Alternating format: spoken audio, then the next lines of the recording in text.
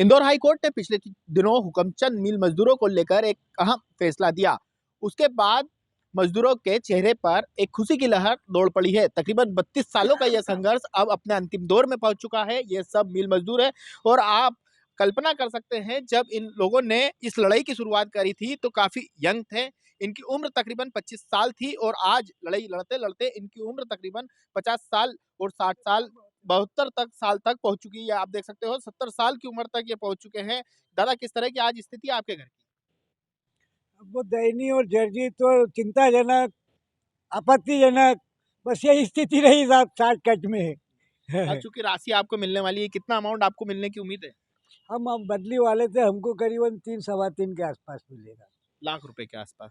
तीन, हाँ 3 सवा 3। परिवार में कौन कौन है दादा? बच्चा है, पत्नी है, किस तरह से ये नाती संघर्ष पोते का हैं। जो दौर रहा, किस तरह से बीता आपका? काफी संघर्ष करना पड़ा, किस तरह से बीता? अब इन लोगों के साथ में चलते रहे हम तो। इनने जहाँ झंडे कहा कि यहाँ झंडा लगाना है, और अपने ने धारीवाल जी, बोखरे जी, नरेंद्र सिंह वन जी ने। या आप देख सकते हो इनके चेहरे पर एक खुशी साफ तौर पर देखी जा सकती है। इतने ये आप देख सकते हो जितने भी मिल मजदूर हैं इनके चेहरे पर तरह की खुशी नजर आ रही है। हमारे साथ जो संघर्ष समिति के अध्यक्ष है वो मौजूद है। हम बात करते हैं, भैया किस तरह से ये संघर्ष रहा और आज किस तरह से एक एक मजदूरों को इतना कितना कितना रुपया मिल चुका? संघर्ष की तो इतनी लंबी कहानी है कि उस कुछ कहा नहीं जा सकता है। जब से 12/12/91 से मिल बंद हुई है और जिस दिन मिल बंद हुई है उस दिन रात भर मजदूर अपने घरों पे जाकर के रोया है, क्योंकि उसका रोजगार चला गया। उसके बाल बच्चे उस समय हमारे छोटे छोटे थे, उनके पढ़ाई नहीं हो पाई। हर तरह से इतना उसको, क्योंकि यहाँ पे 25-25 30-30 साल मजदूर ने काम करा था, तो बाहर वो कोई दूसरा काम भी नहीं कर सकता था। तो बहुत ही विकट परिस्थिति उस समय हो गई थी। मजदूर को समझ नहीं आ रहा था कि मैं करूँ तो क्या करूँ। और उसी स्थिति में कम से कम 60-65 लोगों ने आत्महत्याएं तक कर ली थी उस समय, अभी तक। तो बहुत संघर्ष की एक ऐसी गाथा है कि उसको कहा नहीं जा सकता है। 32 साल का बहुत लंबा संघर्ष रहा है। एक बात करें तो आज कितने मजदूर जीवित है? ये संघर्ष के दौर में कई साथी भी चले गए होंगे और आज कितने मजदूर जीवित है और एक मजदूर के पास कितना अमाउंट आएगा? जीवित में अभी हमारे 5,895 लोगों का क्लेम 2007 में माननीय न्यायालय ने उसको पास किया था। उसमें से करीबन 2200-2300 लोग हमारे अभी तक हमारे बीच में से मजदूर, उनकी मृत्यु हो चुकी है। और कम से कम ये मान के चलो आप 400-500 लोग आज की स्थिति में ऐसे हैं जो चलने फिरने लायक नहीं है। पैरालिसिस हो गया और अन्य बीमारियों से ग्रसित होकर के वो कई बार तो मील के अंदर अपने पैसे की जानकारी लेने के लिए घसीटते हुए तक यहाँ पे आते हैं।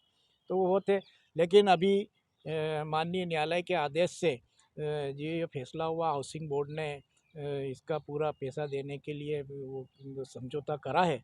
उससे मज़दूरों को राहत मिली है कि उनका जो पैसा है वो मिलने जा रहा है।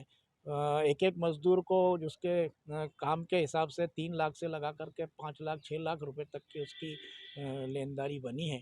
तो वो मिलने का रास्ता साफ हो गया और वो जल्दी ही उसकी हम कार्रवाई करके और उनको पैसा दिलवाने के पूरे प्रयास कर रहे हैं। मतलब इतना पैसा इतने संघर्ष के बाद आ रहा है, किस तरह की योजना बनाई है आप? अब हमने क्या योजना भी नहीं, कुछ लेने देने का भी जो काम है वो निपट जाएगा। वो क्या, मैं जब जिस वक्त तो हुकुमचंद मिल बंद हुआ था वो 39 साल का था मैं, क्या, और अब मैं 71 साल में चल रहा हूँ।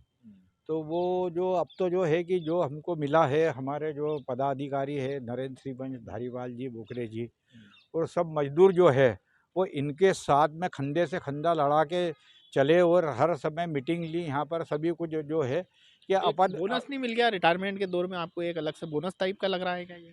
कि खर्चे ही अपनी जो नहीं, उधारी या ये इस क्या तरह है की? कि अब बस ये आप ये समझ सकते हो कि आप है ना, मतलब बोनस टाइप ही समझ लो आप, क्योंकि इतना सब समय हो गया। लेकिन अब खुशी इस बात की है कि ये जो मिल रहा है ये बहुत बड़ी बात है, क्या। और क्या इसलिए दादा, क्या कहना चाहेंगे? आपको इतनी बड़ी रकम मिल रही है, क्या योजना बनाई है परिवार में किस तरह से खर्चा करेंगे? क्योंकि अभी तक तो आपको रोजमर्रा की जीवन चलाने के लिए भी संघर्ष करना पड़ रहा होगा। अब जो स्थिति ऐसी है, जिस समय हमारे बच्चों की उम्र पढ़ने की थी उस टाइम हमको मजबूरी में उनको काम पे भेजना पड़ा।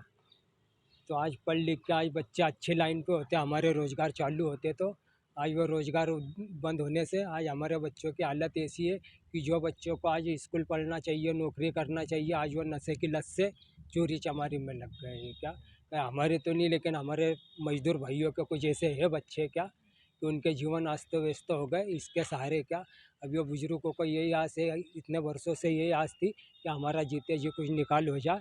तो यह भगवान के दुआ से सरकार ने सुन ली, यह मजदूरों की समस्या हल कर दी। इससे हम बुजुर्ग मजदूरों में, विधवा भाइयों में बहुत खुशी की लहर है। क्या यही विनंती भगवान से करते हैं। ये थे हमारे साथ मिल मजदूर जिन्हें रुपया मिल रहा है और रुपया मिलने की खुशी इनके चेहरों पर साफ तौर पर देखी भी जा सकती है। इंदौर से टीवी 9 भारतवर्ष के लिए संदीप मिश्रा।